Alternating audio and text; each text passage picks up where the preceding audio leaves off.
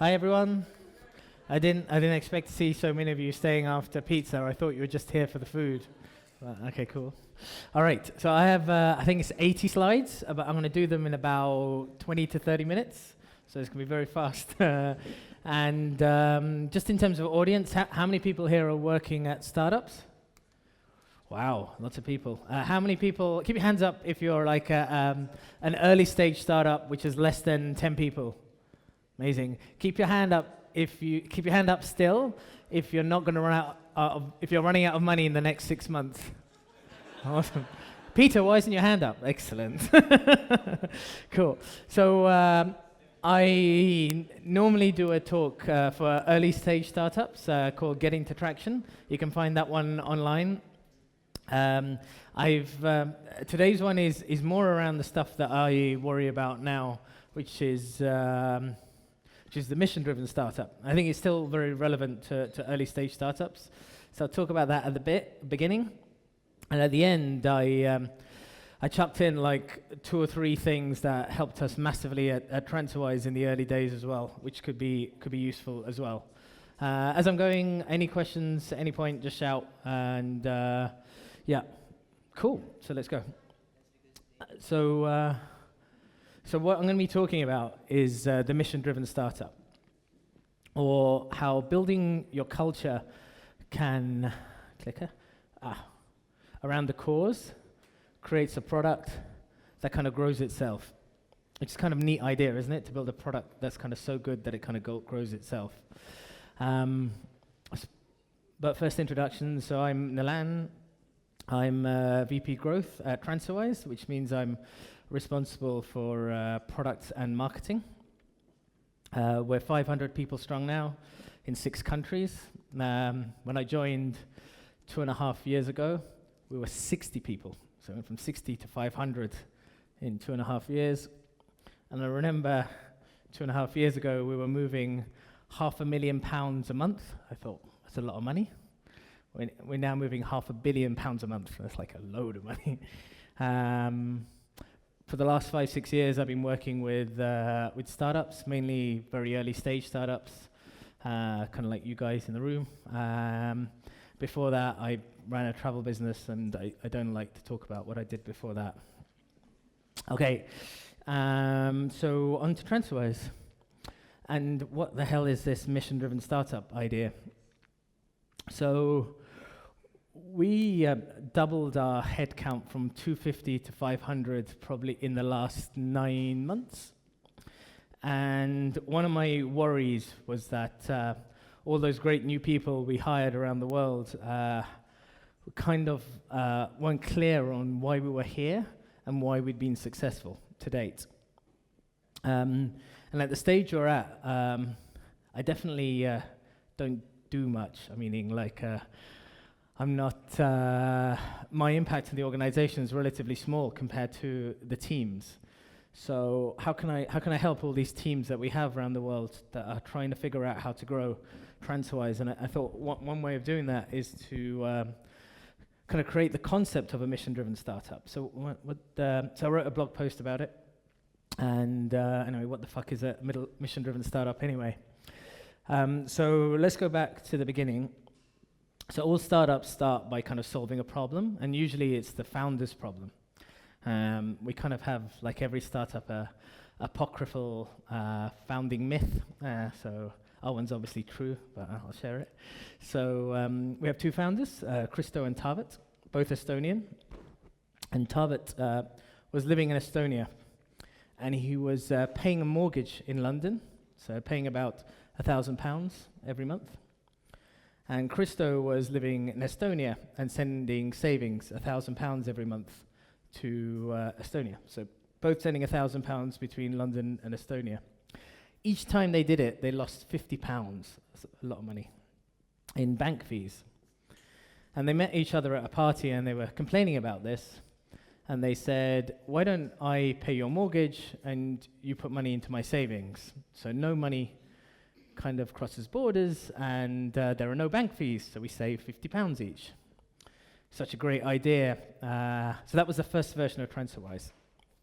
So such a great idea, they built the second version of TransferWise, which was a Skype chat, where they invited all their friends from Estonia and the UK to say who wants to send money from Estonia to the UK and who wants to send money from the UK to Estonia, and match them all up. And that was really cool. And then it kind of got to the point that one weekend, Christo went and built a website, which is just a form saying who wants to send money one way, who wants to send money the other way. And that was the first version of TransferWise. And now today, we're live in over 63 countries, I think, and live in over 300 routes with all this money flying around the world.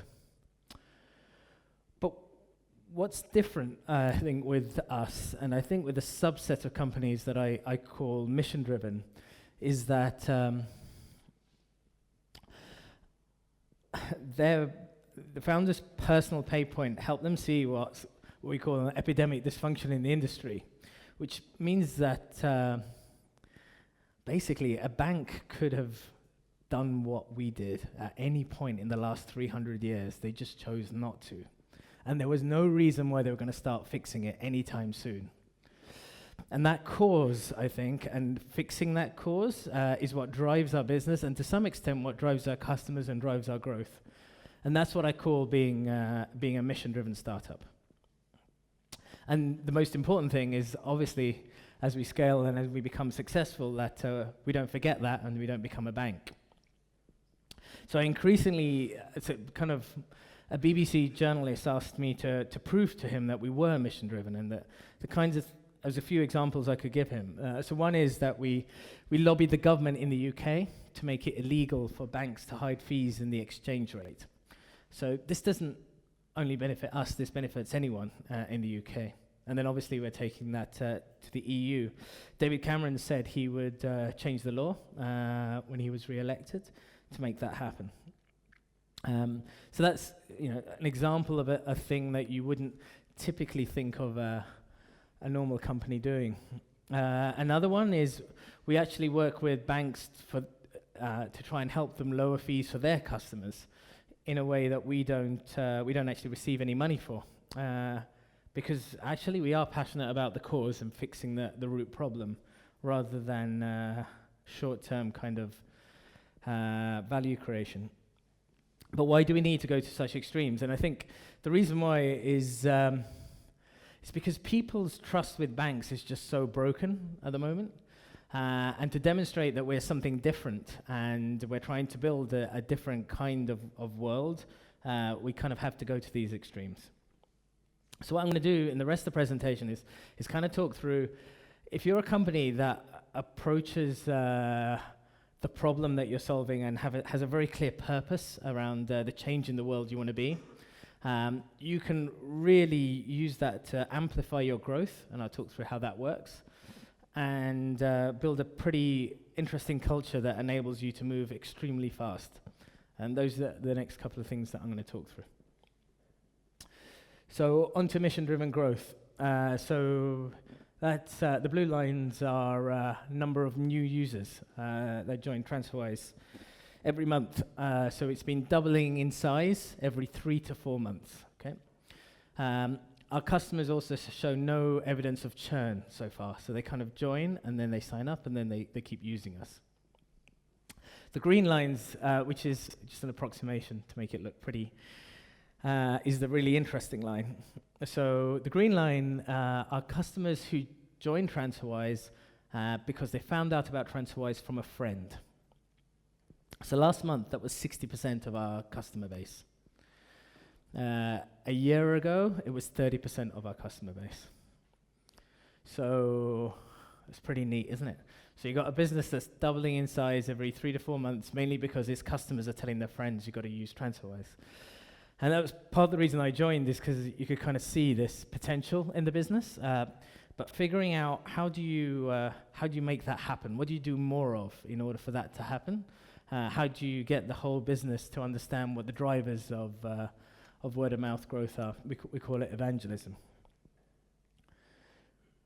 So we actually go a little further. We actually believe we can create evangelism, and we kind of think like purely through the way we think about product is purely through the act of using the product. We should make such a difference to your life that you have to tell your friends about it. And ideally, you're also kind of educated about the cause, so you're kind of bought into our brand as well. So why do people recommend us? I spent a bit of time with the guys at Uber and the guys at Airbnb before I came to TransferWise, and they have great businesses. But this kind of like a recommendation-driven growth thing and how you instrument a product organization for it, I don't think we figured out the answer, but I haven't heard anyone else has figured it out yet either. So I'll share with you the stuff that we've understood so far. So just purely through talking to customers and systemically asking them questions, we kind of figured out that people recommend TransferWise for two sets of reasons. Very rational reasons and very kind of emotional ones. The rational ones are all about our product, and the emotional ones are all about our brand. So you kind of hear people say, you got to use TransferWise because it's really, really fast. You got to use it because it's really, really cheap. You got to use it because it's really easy to use. And that's the way in which people kind of express the product side. Now, I kind of believe that all products and all of your own products have got parameters around them. Things that if you improve them, you will grow more. So you can call them your growth levers. For us, it's these things. Which corridors we're live on, how cheap we are, how fast we are, how easy we are to use. Now the cool thing about these kinds of levers is that you can measure them all. And what we've seen with measuring them is that in order to get advocacy, you need to be an order of magnitude better than the alternative. So let's take price. Right? So banks typically charge 5%. So you're sending €1,000, a bank will take €50 as the fee. And they usually take it within the exchange rate, so you can't even see it normally. So if a bank charges 5%, if we charged, say, 4.8%, we might get a customer, but you wouldn't tell your mum. But banks charge 5 and we charge 0.5. So if you're sending €1,000, you save €45 each time you send it with TransferWise. And if you do that 4 times, you've got almost €200, and you're kind of going on holiday. And you're going on holiday not because of TransferWise, but because the bank was stealing the money from you beforehand. And that's worth talking about. Similarly, with speed, 90% of our transfers now happen within a day. 60% happen within an hour, and we're live with instant transfers where the money kind of turns up in milliseconds, faster than you get the email. But the key here is like, don't do these things because it's like a growth hack or it's like a clever way to grow faster. Do it because you believe it. Do it because you believe that's the way the world should be, and our customers kind of see that authenticity, and that is what's the brand. And they see that when they ring our support, they see that when they get an email from us, they see that when they use our product, when we return money back to our customers, if the exchange rate, say, moves in their favor. So let's go into the brand in a bit more detail. So this is a fun quote. So we had this great product for a year and a half, and we didn't grow. So we had like 100 customers every month. Anyone here got 100 customers every month? Yes, Peter, well done. And you turn up to work every day, you check 100 customers, and you come back in the next day, you got another 100 customers, you think, fuck, we're going to die. And so anyway, the big realization we got to was product isn't enough, right? So we needed to do something with marketing to get this thing going. And it was our first head of marketing who said this, which was, people just don't talk about our products. It's like the dullest thing on the planet, money transfer, right? Who's going to talk about money transfer? I just have, but anyway. And so what we thought was, instead of talking about money transfer, let's give our customers stories to talk about. And at first, those stories were very much angry young startups swearing in adverts, and then angry young startups stricken naked in our flash mobs that we used to do. But increasingly, what we found, especially when we rebranded to the flag symbol, which was a year and a half ago now, was people started talking about the world we were trying to build. So we didn't have the confidence to go here right away. We kind of stumbled on this by accident. So this is an email we sent to our customer base September 2014, and like there's no naked people, there's no discounts. It just talks about the world we're trying to build. We acquired more customers by people forwarding that email on than anything else we'd ever done. And that's the kind of point at which we really changed and started to really amplify something we didn't think initially our customers cared about our cause and the world we were trying to build. But they do, and they did. And amplifying that was way more potent than marketing hacks. So how does this, so that's cool. That's kind of like the very broad, high level story of how we've got to where we are today. Just to take you through the mix a little more, so it's 60% word of mouth, of which about a little less than half is our refer a friend scheme, and the rest of it's pure word of mouth. 30% is performance marketing, majority of which is Facebook, and then a little bit of brand marketing into which we count things like PR and above the line.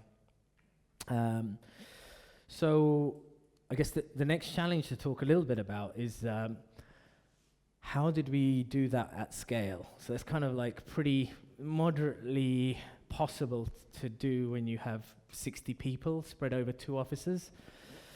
But trying to figure out how you do that with 500 people spread over 6 offices was like way more difficult. So I'm going to talk a bit about our culture. So culture, this is really interesting. So, all right, so most founders I know, any founders in the room? Cool, okay, cool, so I'm talking about you. So most founders I know, right, they start off with a kind of a mission from God, right? And so I definitely think there's a kind of inverse correlation between how completely insane their idea sounds and how valuable it is, right?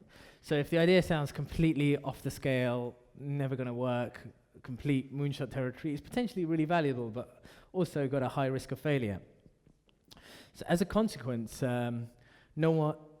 founders in early stage startups like tend to be micromanagers, right? And try to micromanage this vision out, and it's very, very painful for all concerned.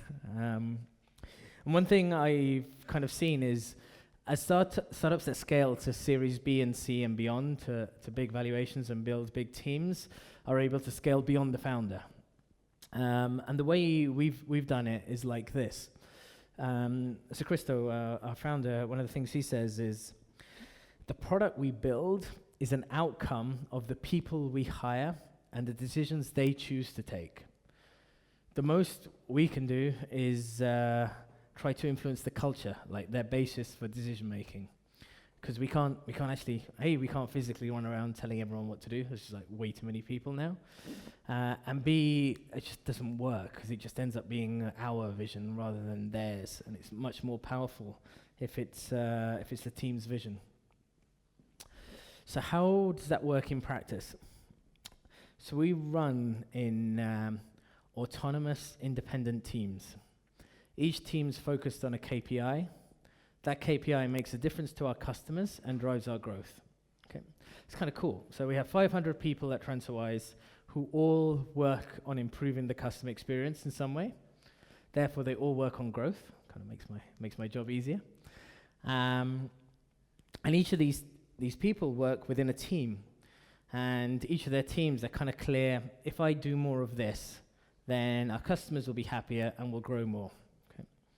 So let's take these words apart.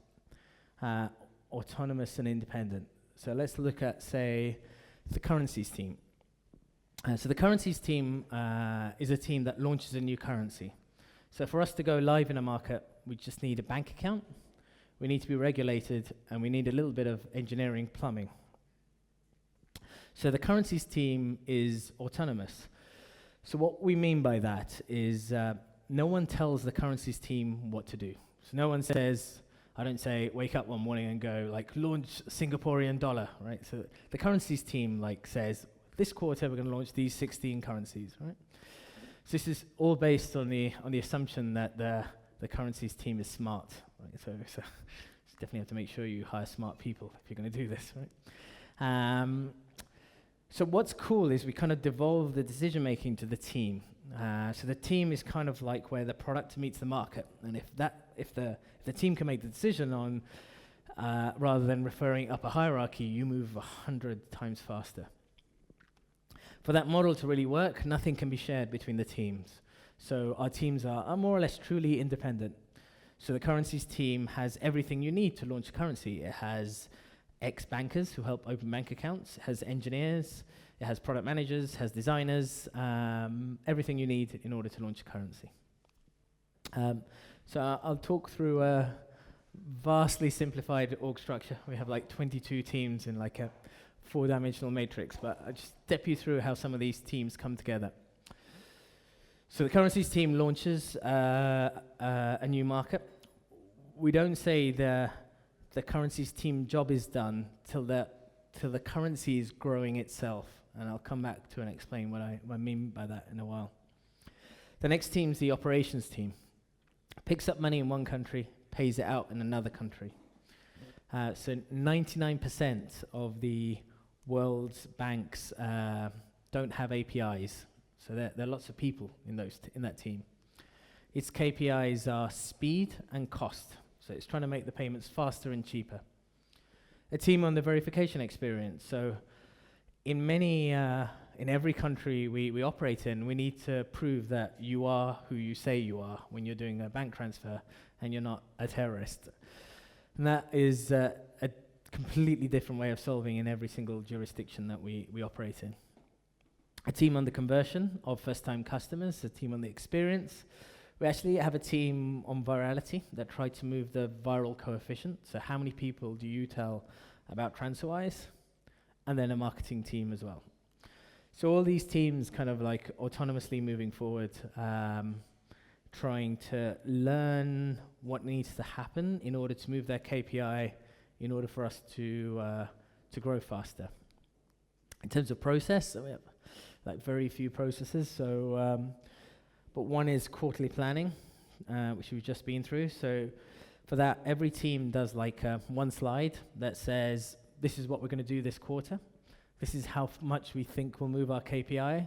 So everyone gets planning is guessing, so no one spends too long trying to kind of over-engineer how much they're going to move their KPI by, and then they do a retro on what happened last quarter and talk through what they're going to do next. And we run a day where more or less every team, they're kind of clustered into themes now, stands up and tells the rest of the organization, this is what I'm doing. They get a bunch of feedback, which they then incorporate, and then kind of lock their plan, and then go. So that's kind of like how we're structured and how we work. I thought I'll give you a couple of examples of how that actually works in practice. Hey, cool. Yeah, question. How big are these teams? How big are these teams is the question. So the ideal size is 3 engineers, product manager, 3 to 5 engineers, a product manager, designer, and analyst. Some of these teams have only 1 engineer, poor guy. And some of these teams like have 6 to 7 engineers, but that's kind of like So teams around 5. 5. Yeah, it's like the best kind of size we found. But they group together. So the currencies for a currency launch, we can do a launch with just 1 engineer now, working on their own. Whoops, we've gone to sleep. I'll put it back up. Let me. Whoops, add to flick. I can do it quickly. Cool. So.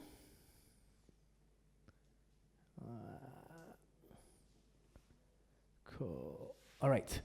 So we have, so like any startup, we've got great values. Right? We're really proud of our values. And I remember saying that to my friend who's the founder of Songkick, and he goes, dude, everyone's got the same values. It's like care about your customers. Like everyone cares about their customers. There's nothing special here. But it's like, no, our values are different. And it's like, well, maybe not. So those are our values. And but I'm going to zoom in a bit to what I think is the most important one, which is this one here, which is customers are more important than your team, are more important than your ego. Okay. So easy to say, hard to do in practice. So a lot of the thinking behind these autonomous teams and these values was kind of inspired by this concept of weak product ownership, right? Which is basically that every part of the product is owned by a team, but any team can kind of make a change to any other part of the product, because the team only owns the KPI.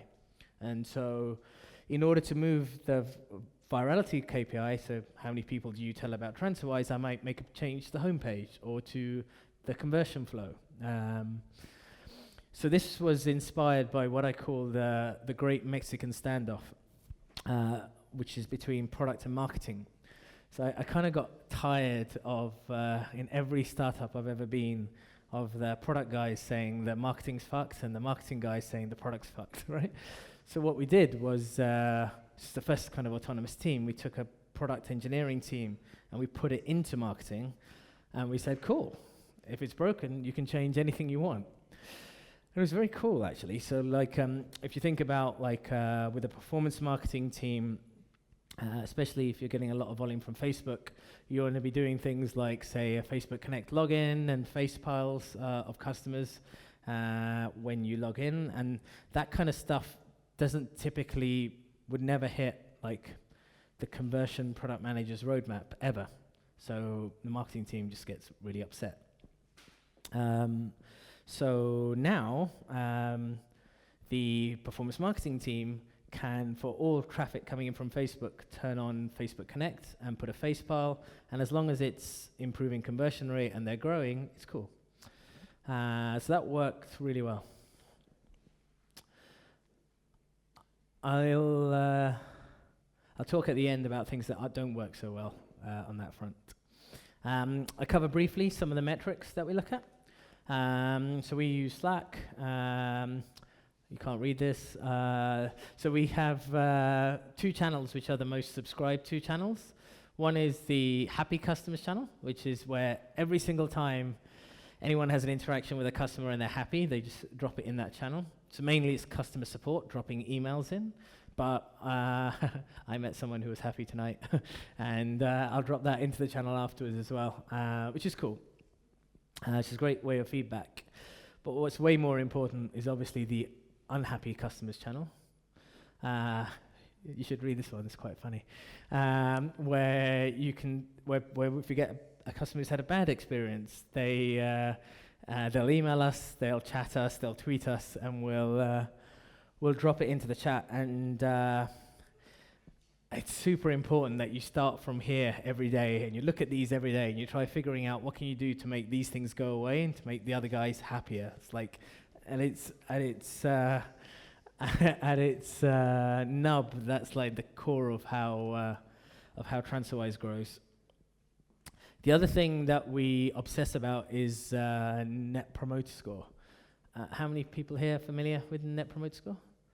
Awesome, so I'll go through my Net Promoter Score guide again, just briefly.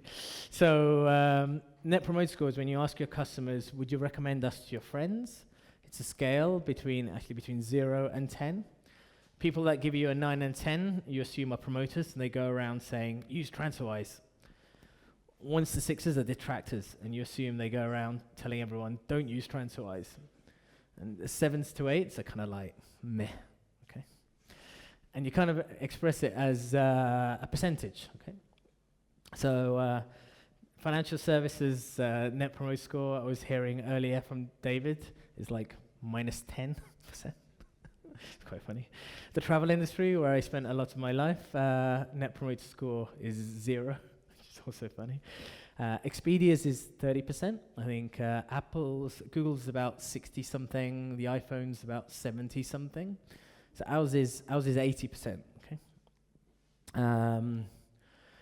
So why is that important? Well, if you think about it, if you're optimizing your you can optimize your startup for moving conversion rate, your product team for moving conversion rate, or optimize it for growing average basket value. And these things kind of like move growth by 10%, 20%, 30%, 40% as a one-off. But what I've seen is if you move somebody who's giving you an NPS of a 6 to a 7, they double the number of people they tell. A 7 to an 8, they double again. An 8 to a 9, they double again. A 9 to a 10, they double again. And so just moving NPS is like I think it's got the greatest leverage on growth that I've seen in terms of all the startup metrics. And more importantly, like, if you move it, you will grow. That's kind of cool. Like, if I move this number, I will grow. But it's not easy.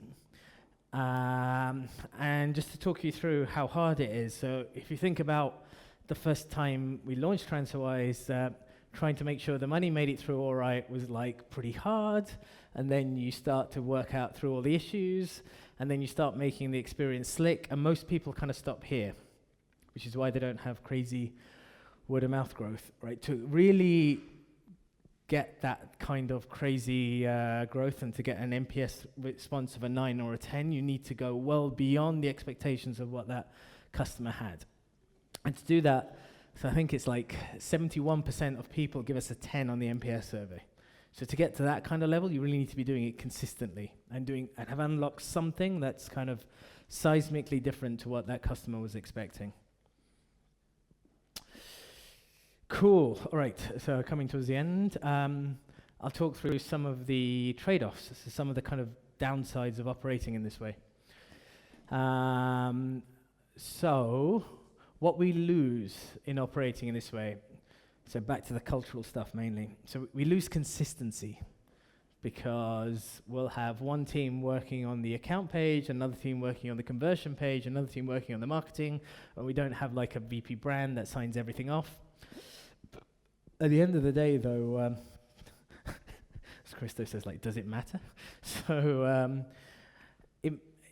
if our KPI, do our customers care about it? And so they do, but do they care more about speed? Do they care more about price? Do they care more about the conversion rate moving? So we optimize more for like agility on KPIs and not for having like a central sign-off on stuff to have consistency. Obviously, over time, we've kind of like, we've got a great director of design, and we've got designers embedded in every team, and they have a vision of where the design is going, and we've got a UI library and Bootstrap and stuff like that, but we didn't start by getting UI consistency. It's something we kind of added on as an optimization. Obviously, this isn't the most efficient way to run. You'll have the same problem solved in 3 different ways in 3 different teams. That doesn't matter if it means you're moving faster. What does matter is, so we have this concept of a product engineer. So our engineers are product managers as well. So one other very important rule we have is no one can tell an engineer what to do. It's quite a powerful rule.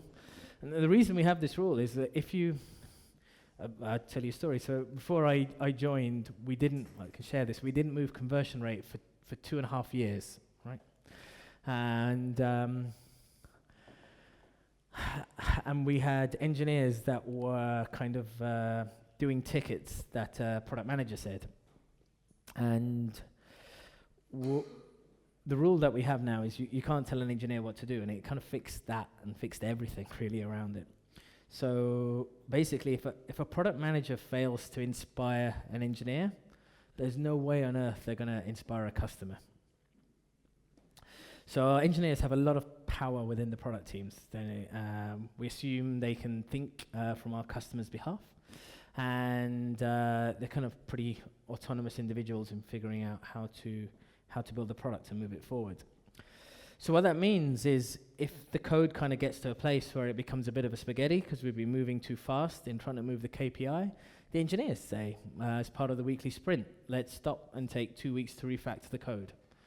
So in my last startup, that used to be a giant discussion in the board meeting.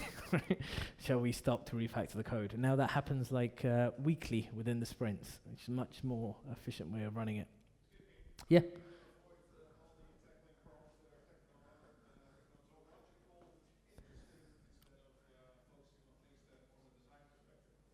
Yeah. So the question was, how do you stop engineers doing engineering stuff? I think. Is that? And getting excited by techie stuff. So I think we cover it in interviewing. So definitely there are people in the world that get excited about the next best tool. They do exist, but we try to hire engineers that care about having an impact on customers and building a product. And the culture really rewards that, and you kind of get called out by the other engineers if you kind of over-optimize something with a crazy tech solution. So they keep trying to rebuild stuff in Node, I see, or in React.js on the front end. And it's funny watching how the engineering team kind of self-corrects it. And at some point, I'm sure we will move from Angular to React, but that will happen when it will make a difference, not just for the sake of it. No worries.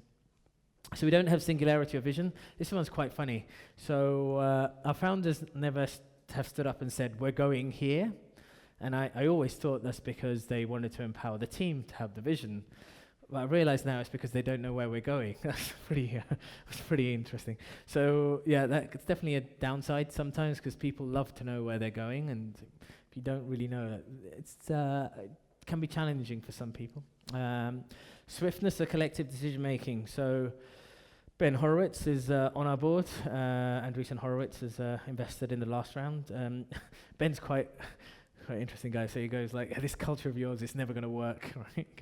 Because basically it's fine for right now, but when the shit hits the fan, right, you need a general that's going to tell people what to do, right? And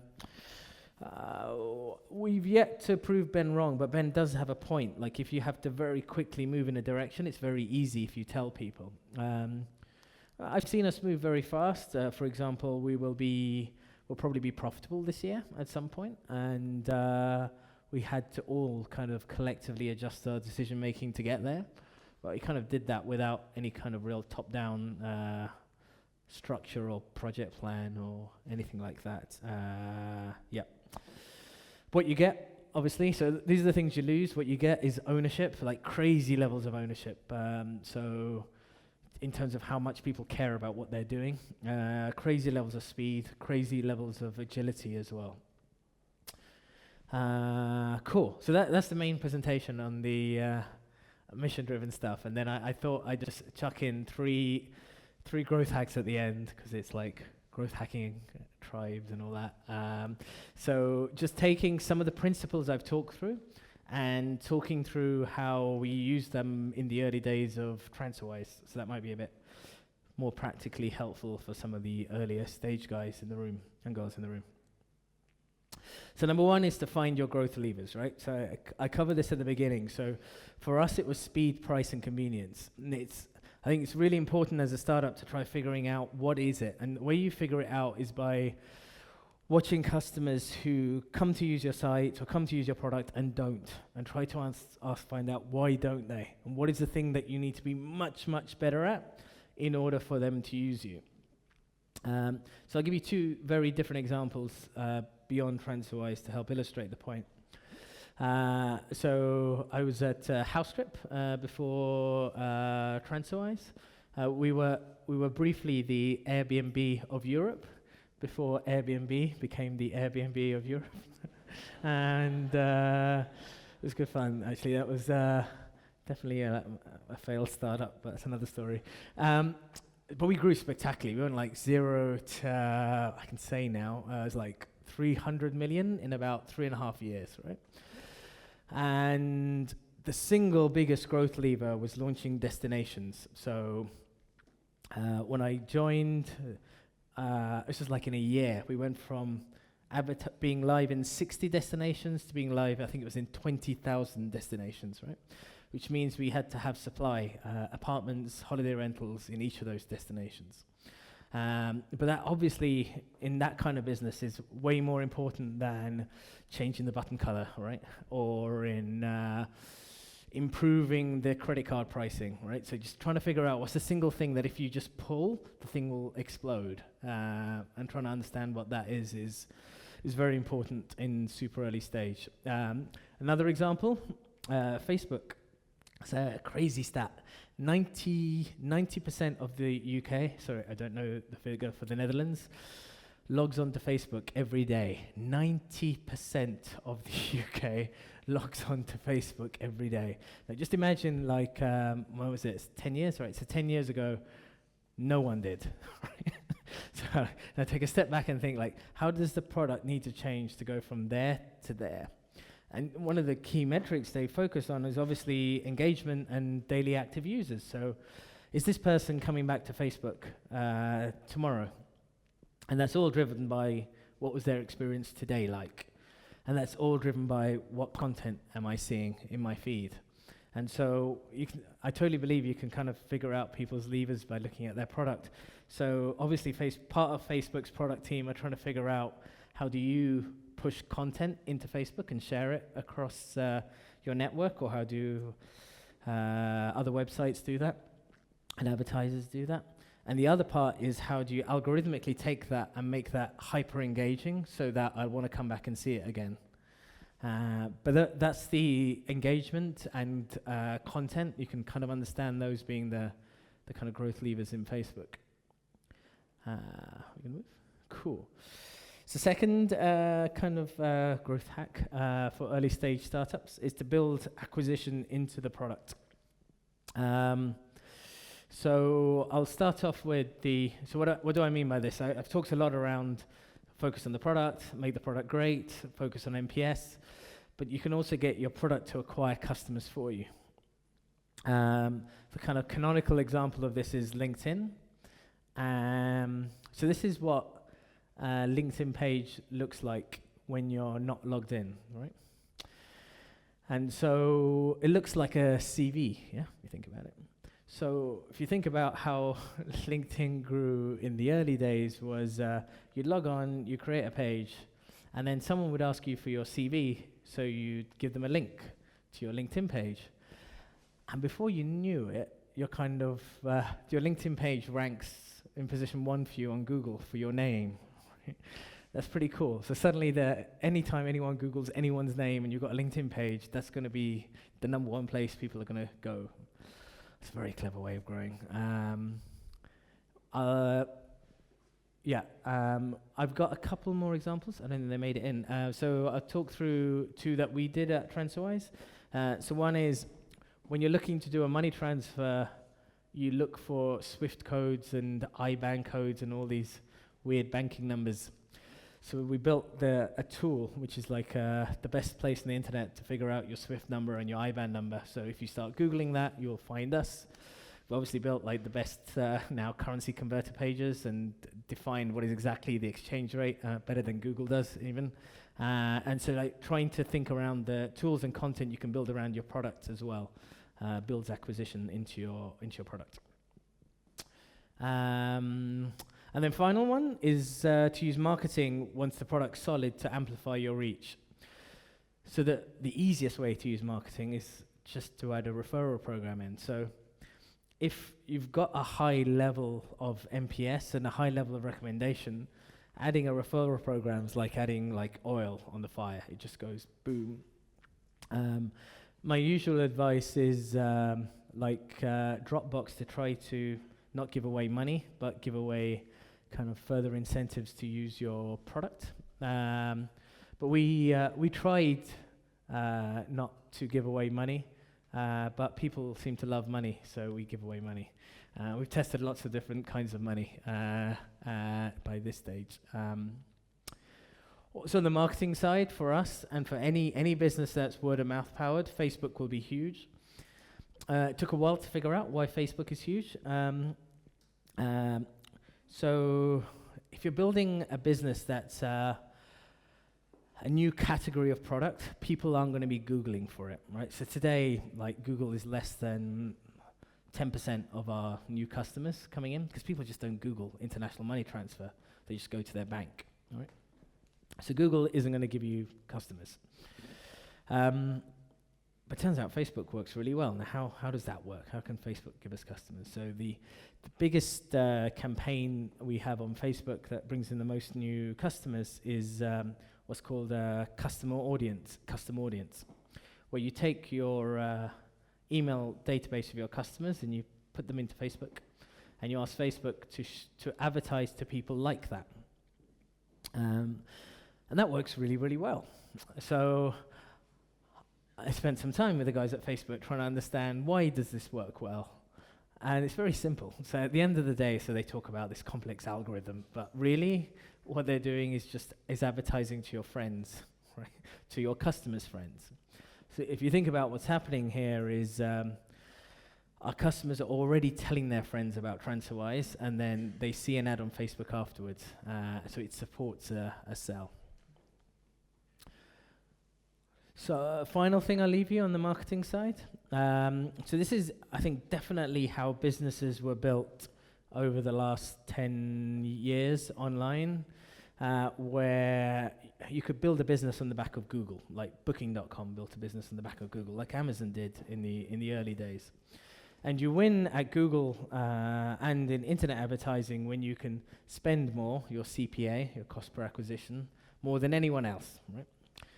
And so in the old days, people used to raise a load of money, spend a load of money on marketing.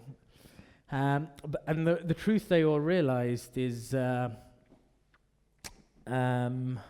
really the amount you can spend is constrained by the amount you're earning on customers. So it always catches up with you. And that's called your lifetime value, that's why some people call it. So instead of thinking, if you're a marketing-led business and you have marketing-led growth, that you're going to grow at the rate at which you increase your marketing budget, you can think of it as, I'm going to grow at the rate at which I can increase my lifetime value. And the drivers of lifetime value are things like your repeat rate. And if you think about it, what we see in our data is you're only going to grow your lifetime value by giving your customers a great experience anyway. So it all comes back to the same thing. And that's why I kind of like very strongly believe focusing on this kind of MPS, word of mouth driven growth thing, and then using marketing to amplify is kind of the way in which startups should scale. Cool. So three tips. Add scaling levers, build acquisition into the product, and then add marketing. And that was it. Cool.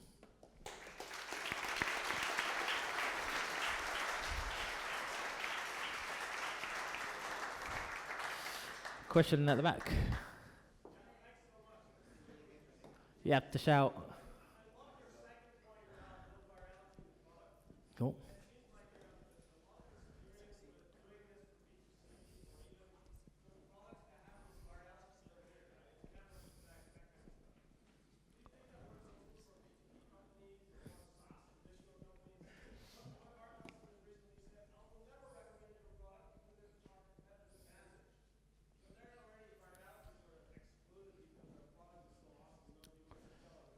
Yeah. Cool. So I don't know. I've not worked in B2B much, right? And I think for me, I find it much harder figuring out how to grow a B2B business than a B2C business, right? That said, I do believe they're different as a continuum in terms of how you can scale your B2B business. So at one end of the scale is hire a bunch of salespeople and pay them commission, right? The other end of the scale is what I call like the GitHub approach, which is give a product away for free that's so good that people start using it, right? Which is more or less exactly the approach I talked about. And then when there are 300 developers using GitHub in your company, go see the CIO and ask him to pay for an enterprise bill, right? So I think, I do think there's shades of grey hiding in there. I do think it's much harder to get to work though. The other thing on B2B, advice that I've just seen with startups that I've advised is B2B companies I've seen that grow really fast have these two traits in common. So one is they're unequivocally the source of revenue. So if they turn you off, they lose revenue. And B is if they spend more money with you, they grow faster. So yeah, that's the stuff that's all I know about B2B companies. I know nothing else.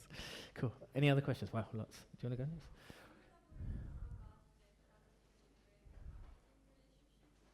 Yeah, sure. So can I elaborate on product engineering and marketing? So do you want to just be a bit more specific?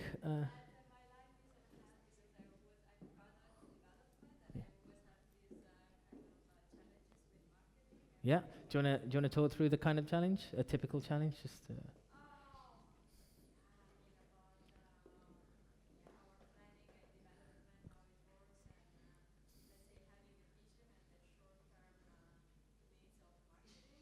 Okay, cool. All right, cool.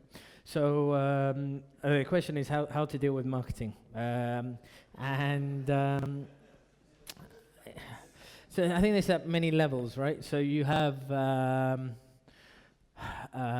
so at one level, they just need the ability to get stuff done. So they'll have a promotion that needs to run that's seasonal. They're not the greatest at planning usually, or they see an opportunity, they want to move on quickly in performance marketing. And so the only way I know how to cope with that stuff is to give them a team and to actually give them a dedicated resource and tell them they can tell that person whatever they want to do. What's interesting is that they run out of things to do really fast. I've seen that as well. The harder thing to figure out is how you have a joint vision with them, and especially when it gets to things like brand. And that stuff I wouldn't say I've figured out myself yet either.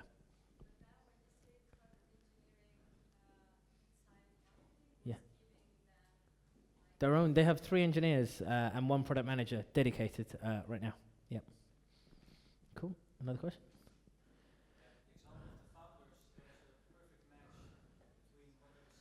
Yeah.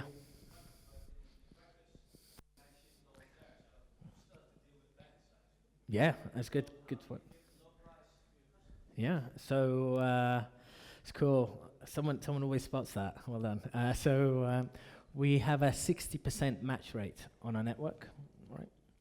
And the remaining 40% we buy. Now it turns out it's really, really cheap to buy liquidity at scale in the market, and we found very smart ways in which we can do that with partners. But eventually we will get to the scale. So we're 6% market share in the UK today. And if we keep growing at the rate we are, even with the slowing one, we'll end up becoming the largest money transfer company, even including banks, within a couple of years. At that stage, we can start to make the market and to do stuff that gives us additional scale. Cool. Another question? Someone? No, I think we're done. Cool. Thanks for your time.